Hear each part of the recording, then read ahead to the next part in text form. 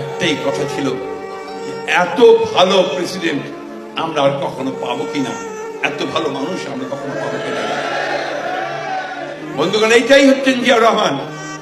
আর আজকে এই জন্যই এতদিন পরেও যখন সমস্ত চক্রান্ত, ষড়যন্ত্র, অপবাদ, অপপ্রচার চলছে তাকে খাটো করে দেখানোর জন্য, তাকে খলনায়ক করে দেখানোর জন্য, কিন্তু জিয়াউর রহমানকে এই দেশের মানুষের মনের ভেতর থেকে কেউ কেড়ে নিতে পারে না বন্ধু।